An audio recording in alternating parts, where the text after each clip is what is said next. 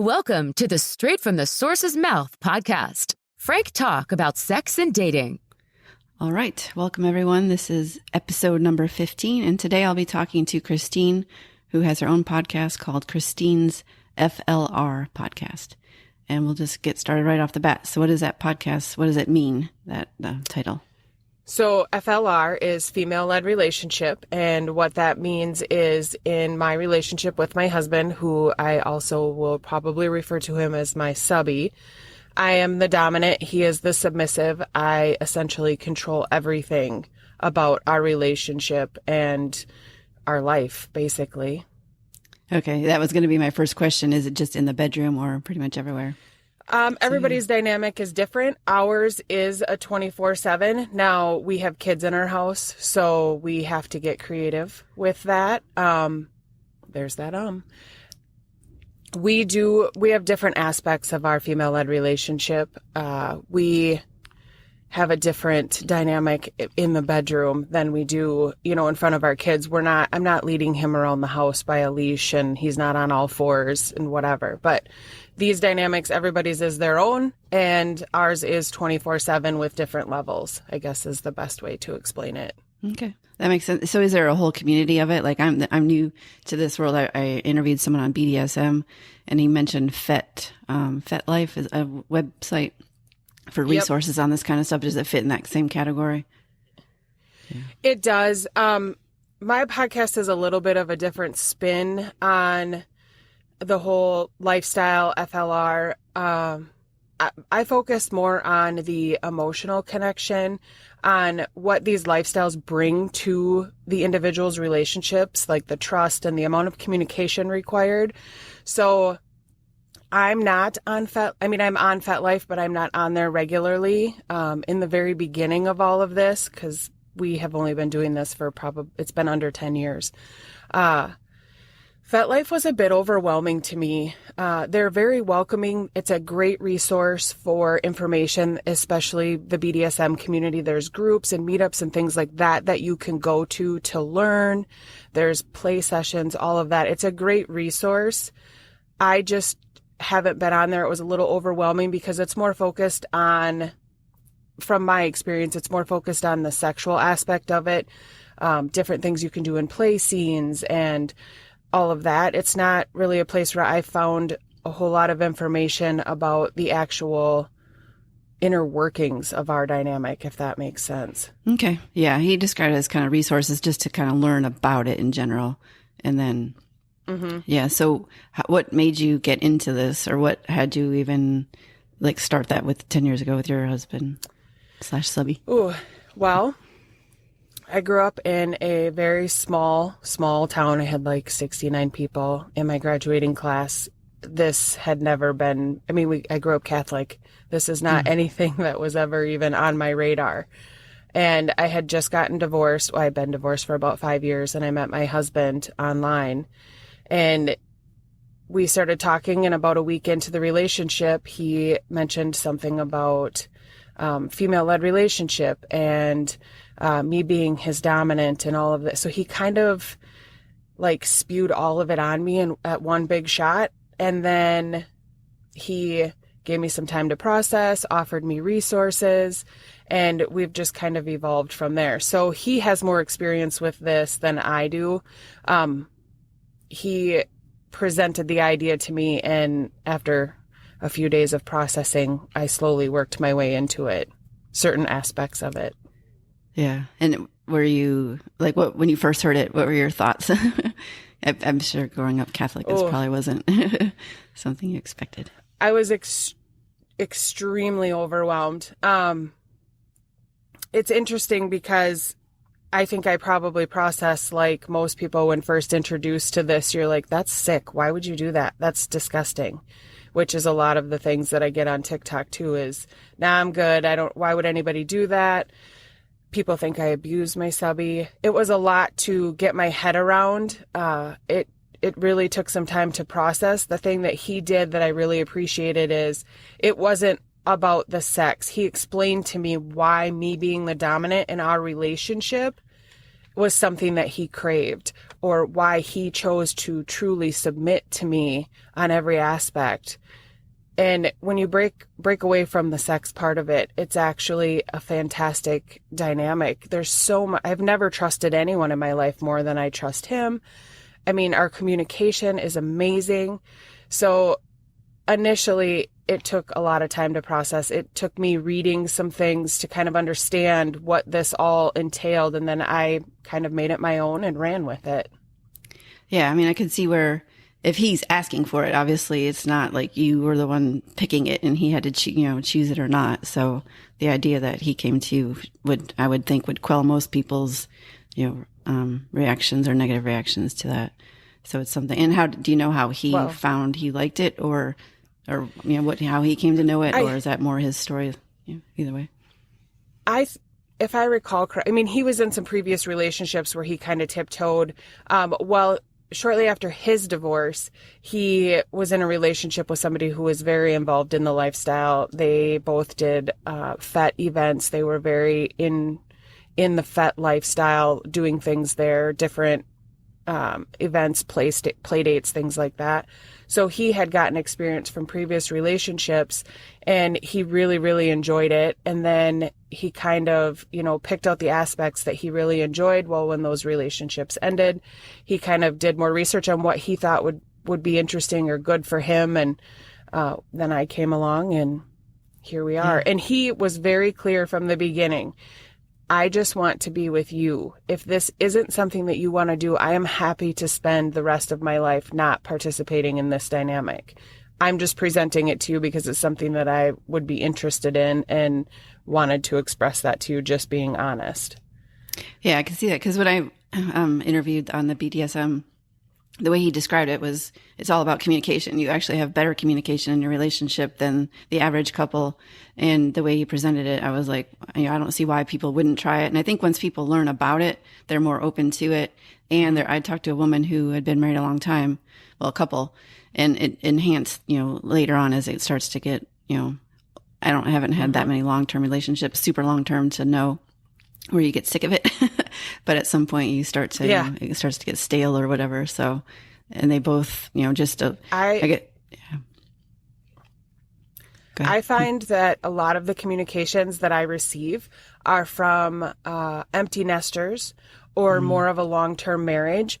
And 99% of the time, it's the man that reaches out and he's like, I'm very interested in presenting this to my wife. How would you recommend it?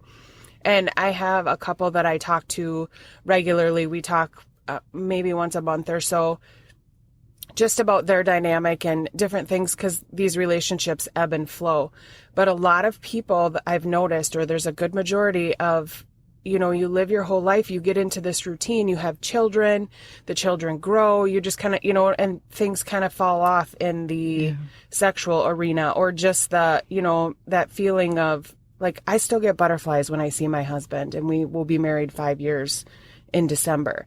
Like, I still feel like the day we met. And when you have kids and you're doing that whole dynamic, it's so easy to fall into a rut. Mm-hmm. And then the kids graduate, go off to college and start their own lives. And then it's just you and your husband, and you're like, what do I do now? Yeah. And you've been that's why a lot of separate people. Yeah. Yeah. Sorry. I think that's what gets a lot of people into that dynamic, for sure. Yeah. They've had separate lives for so long, they don't even really know each other anymore. And this is a way to bring it back. Or if they've been doing it all along, like you said, they could probably sustain it and make it a little more exciting. Yeah. So what do you like about it? The lifestyle. I think my favorite part is probably the confidence.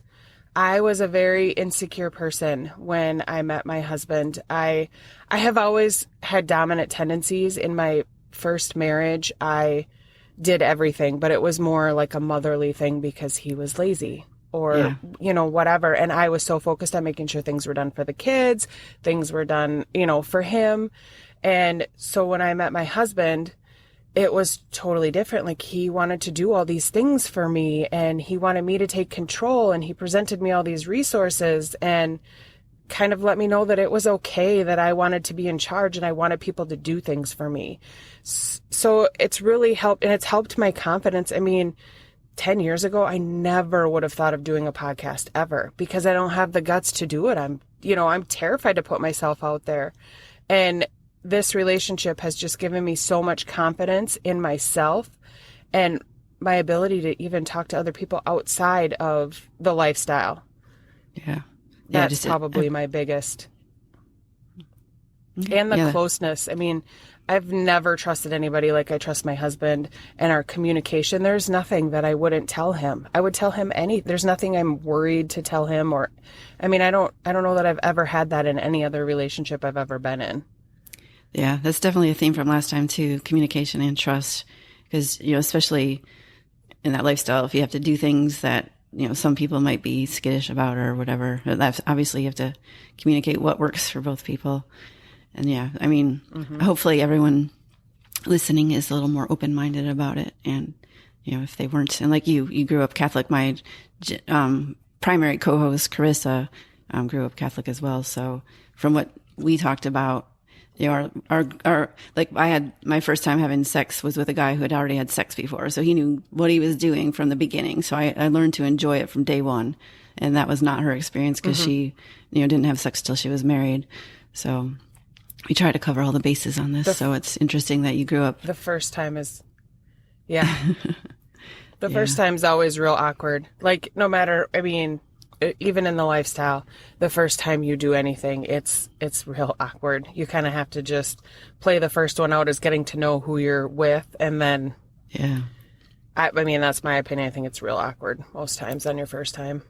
Yeah, I can see that, especially if it's, literally your first time doing something like that and you don't know how it normally works or whatever. So, well, what do you cover in your podcast that you want people to know the most? Like, I know obviously I've seen that you have lots of different topics, but is there an overarching theme, or like when you said the couples that talk to you about it, what kind of advice do you give, or have you already covered that? My biggest, my biggest piece of advice, and the whole purpose of my podcast really is, I want to get real information about real people. This lifestyle isn't like a porno. I mean, these are real people with real jobs that live this lifestyle. And I think my biggest goal is just to kind of get rid of the programming that's out there. I mean, and I hate that word because it sounds so like Matrix-ish or whatever, but society has kind of embedded itself in our brain that anything like this is sick and wrong. And the older generations definitely have that, like my grandparents, or you would never, ever, it's just not something that would ever come into their mind. My whole point of my podcast is I want to get it out there and just give the information. I'm not saying you have to do it. Don't do it if you don't want to do it. It's not for everyone, and I say that all the time. But I just want it to not be such a stigma. Somebody talks about a female-led relationship, or I just want more people to know what that is and not feel guilty if they're curious. I mean, anything you do in the lifestyle, you make your own. There is no book that says it has to be this way, this way, this way, and this way. I mean, there's obviously golden rules that need to be followed, like consent, communication, boundaries, things like that. But you have to do what's right for you. Everybody's different. And I don't feel like there was enough of that information out there for me when I was learning about all of this, which is kind of what got me to where I am now. I just want people to understand it more so that there's not such a stigma attached to it. I mean, the people in the lifestyle are some of the best people I've ever met. Yeah. And that's the reason I wanted to do my podcast as well, to normalize sex, do away with the double standard that women shouldn't like it. And, we like it just as much. There's no reason why we should be called names when we're doing the same thing with a partner, and why we have to suffer the consequences more than they do with reputation and all that. So, and I did hear from a listener who, hope she doesn't mind a shout out, but from the podcast, she explored her sexuality. Like, she went out there and did something. She was like worried that people would think certain things about it, and she just did it and she enjoyed it. And that's how it should be. There's no reason the double standards should exist anymore. And it's normal. And lots of people are doing this.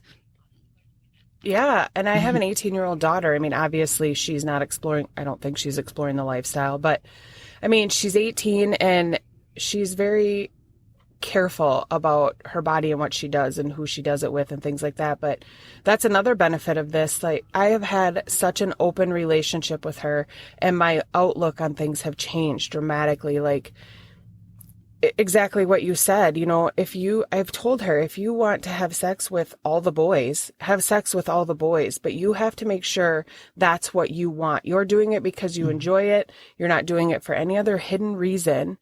And then you have, as long as it's right with you, it doesn't matter what anyone else says. You just have to be safe. I mean, that is another benefit. I mean, the open talking, I didn't have that growing up. The open talking with her about sex and making sure she knows what to do, or, and she's aware of, no. And, if something's happening and you've changed your mind and you're not into it anymore, stop. You always have the right to stop in the middle. It doesn't matter about your partner. If you're done, stop and walk away. So. Yeah. Great lessons. And that's how I was brought up. It was never a bad or weird thing to do. My parents had a sexual life. I haven't talked about them before, but like, I unfortunately heard them one time, as a kid. That's like not something you want to hear, but obviously it's perfectly normal and lots of people. And I'm sure like there's people out there in this lifestyle that just no one admits it. Not no one admits it. A lot of people keep it secret because they feel like they have to. But what do you say to the dynamic that people, I had a guy that said, well, it's kind of the secrecy that makes sex so much fun. It's kind of, do you agree with that? Or do you like the open communication more? I absolutely mean, we have secrecy to our relationship. I mean, our kids don't know they know about my podcast. They don't know exactly what it is. I do erotic voiceover. They know I do erotic voiceover. I've always been open with them about that. But there is something to be said about the secrecy. I mean, we do things in front of our kids, like just things that I will say to him that they don't catch on to. That's kind of, that kind of ramps it up a little bit. And I absolutely can see, I mean, you don't have to discuss your sex life. It's more of, but yes, the secrecy of it, it's like their dirty little secret. A lot of people do. And if that's what works, run with it. That's absolutely perfect. But yes, I believe that probably is a big part of it. And some people can't say anything because of their careers, or, it's just not something that you can be open about, or, especially like swingers, people tend to really keep that on the down low just because of their job. And, there could be ramifications from that.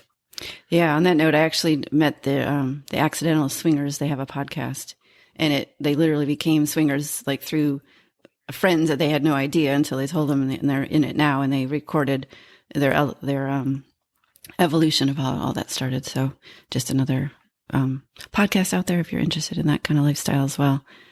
But so what else what's like the second most common thing you like to share in your podcast or with people that are curious about this lifestyle, or myths about it, either one?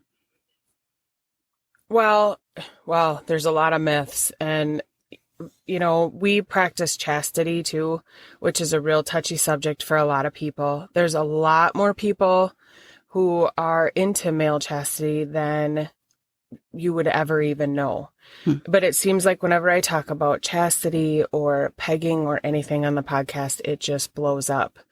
That definitely falls into the category of dirty little secrets. There's so much stigma attached to pegging and male chastity. Nobody really understands. Like, if you take the sex away from it, the reasoning behind why the male enjoys it is actually pretty fascinating. And it's actually, I mean, it's a whole lot of trust, and you're putting a lot of trust in your partner and your communication and things like that. So, could you explain what those even mean for people that don't know it? I mean, yes, I will do this in as G-rated way as I can. So pegging is putting on a device to penetrate your man's backside. Okay. I think is the best way to put it. Male chastity is, excuse me, a male chastity device that, well, in my case, my husband wears. So it's a steel cage that goes over his male parts. Yeah. So he can't do things. And I was pretty sure that was it, but just in case some other people didn't know. Yeah. Make It's sure. good to explain. Yeah. All right. And Yeah. then what And are some that of this- aspect of our, Go ahead. You can continue with that thought. I was just. Yeah, well, and the male chastity there's such a stigma attached to it because, so we go to a clothing optional lifestyle campground in the summer. I mean, it's freezing cold where I am now, but in the summer, that's where we are. And my husband is the only one that is in a chastity device. I think that most people just don't really understand what that's all about and why we would even do that. So I think there's a lot of stigma attached to that. And obviously no man will ever, not no man, but men tend to get, because there's such a stigma with pegging, that if you enjoy pegging as a man, you're automatically gay. And I think I have a whole episode about me ranting about pegging is a sexual thing. It has nothing to do with your preference. Your preference is based on what you're attracted to. So if my husband likes pegging, that doesn't mean that he likes men. He likes that feeling. For that, you actually have to focus on the act and take the emotions out of it when it comes to sexual preference, because just because you like something there as a man, that doesn't mean that you're attracted to men. You got to separate the two. So Those are the two biggest, and just the myth I get all the time that I abuse my husband because that's what dominants do. And he is far from abused. He is so spoiled. Like, our FLR relationship is probably, for somebody that's diehard female-led relationship, ours probably looks pretty sad from the outside, but it's what works for us in the time that we're in. We have kids in the house. My mom lives with us. So we have to be very careful. And the campground is kind of where we're able to really let it out and do our thing. But there's so many myths and stigmas because people don't understand. And again, that's like the biggest point of my podcast. I just want to get the information out there. People can listen in the privacy of their car or in earbuds or whatever. They don't have to feel ashamed for listening, which you shouldn't anyway. It's okay to explore different areas of your sexuality. I mean, again, this isn't for everyone, but really get to know what you like, what turns you on, and what you enjoy. I mean, life is short. Do what you love.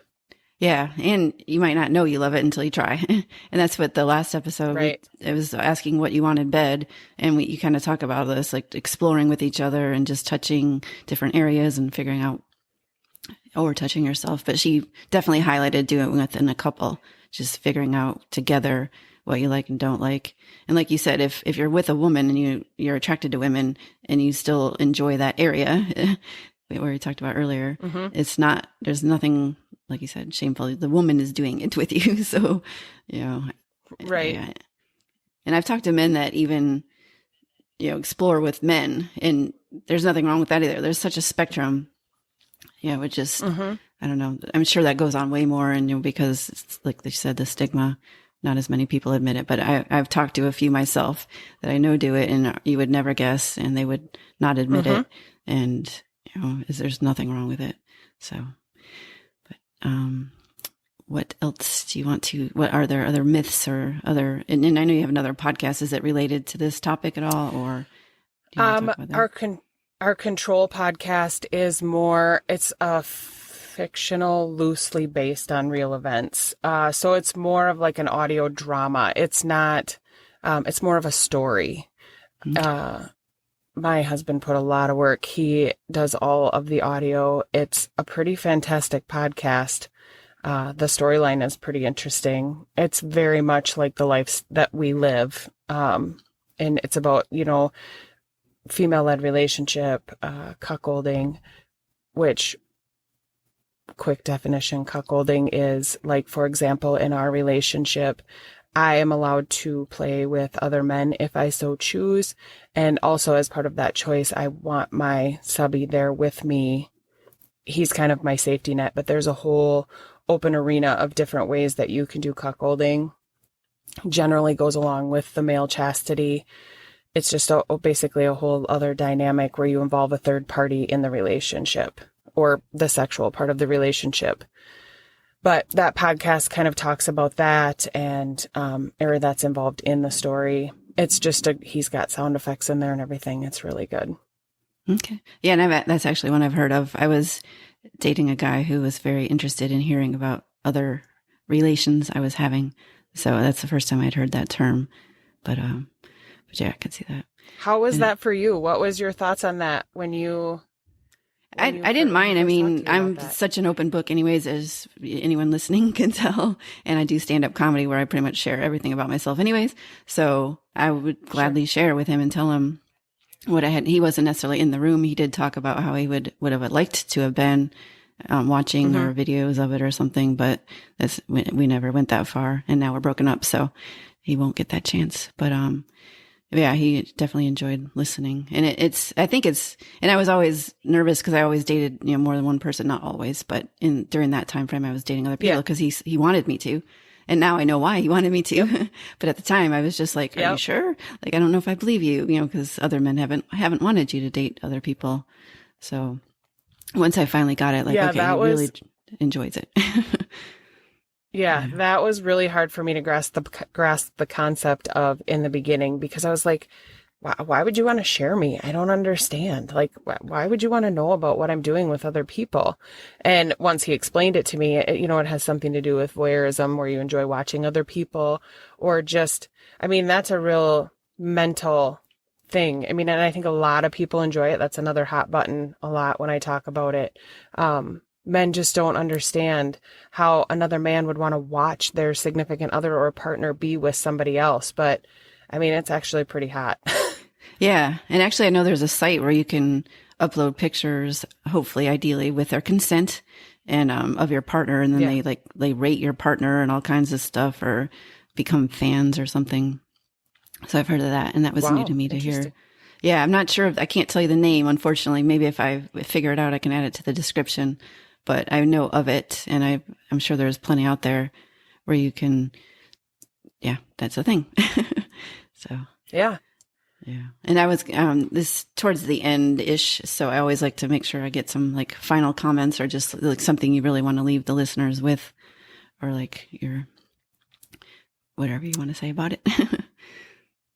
I would say everybody should get to know especially the women. We're so critical of ourselves, and just get to know your body, get to know what you like, and don't be embarrassed talking about what you like. Men too. If there's something that you're interested in, don't be ashamed to talk about it. Yeah. It's okay. And communication is key. Always communicate with your partner, no matter what. Sometimes I don't suggest being intoxicated, but sometimes just a glass of wine. Sit down with your partner. It's peace and quiet. There's no kids. You can actually focus on each other and listen to each other. Really listen to each other, the words that are coming out of each other's mouths. Don't be judgy. That's being judgmental, I think, is also something that's kind of ingrained in us from society, or just like for me, my upbringing. And a lot of times I notice that sometimes I snap to judgment before I even realize, I'm doing it in my head. It's not vocal, but I have to kind of stop myself and be like, that's not okay. What are you doing? Just be open-minded. And if people could view these relationships, it's just information being put out there. It's something that other people like. It isn't other people forcing you into something that you don't want to do. Just look at it from an open mind and really think about what's being talked about, and, explore, like, would I like that? It's not for everybody. You have to do what's best for you in your life. I think my biggest goal with my podcast is it would be really nice if people could just agree to disagree. Hey, I like this, and you don't, but that's okay. If you have questions, please ask me. I love answering questions. I love talking to people about their dynamic. And sometimes the biggest hurdle to overcome in any of these dynamics is not having people to talk to. you don't really, I mean, it's not like you can call your best friend up and maybe you can, but you can't just call a friend up and say, hey, I want to put a cage on my husband. What do you think about it? A lot of people aren't open to discussing that. So, I mean, my email is always open for anybody. I always say that in my podcast. You can ask me anything. You don't, it's always anonymous. Confidentiality is always important. It's just getting the information out there. And I wish people would just agree to disagree. It's not for everyone, but that doesn't make me a bad person. Yeah. And like we said, if you know a lot of people, I know a lot of people that are doing stuff like this, that means there's a lot of people out there. And if you did broach the topic, after 5 years, you're like, oh man, you were doing that. You would have done that all along. Just communicate about it. And like you said, be open-minded. Mm-hmm. Yeah. So, and if you want to leave your email address, I can put it in the description as well. But if you want to just say it, if people want to get a hold of you. Yeah. My email is Krystine Kellogg, Krystine, and Kellogg is Kellogg @gmail.com. And if you just Google my name, my husband has me plastered all over the internet, so it's pretty easy to find me. Yeah. And I have a Facebook group for my podcast, and I have all the social media as well, but I don't have someone helping me in that arena. So it's as much as I put out. Well, let me know. My husband loves doing that stuff, so that's his cup of tea. Yeah, and it's definitely not mine. And I mean, I'm trying to do it. I'm learning the basics. So, but yeah, so that's why you don't see a lot of me. But I know I have listeners, and I think the topic is too hard. People that know me will say like, oh my God, I love your podcast. And they learn a lot. I have, 5-star ratings, only 9 so far, but I know people are enjoying it and getting something out of it. I just haven't heard from a lot. And so I will, now that I've said all that, my email is tamara@straightfromthesourcesmouth.co. So, and TAMARA. I would love to hear from listeners as well. So thank you very much, Krystine. This was awesome. Very educational. I know we both want to educate people, offer resources, and, destigmatize it and just make sex normal. And get away with do away with the double standard. I don't know if that's something you're about, but I am definitely about that. Yes. Yeah. So, well, thanks for having me. It was real fun to talk to you. Yeah. Awesome. All right. Thanks everyone. Hope you enjoyed it. Till the next time. Frank Talk, sex and dating educates.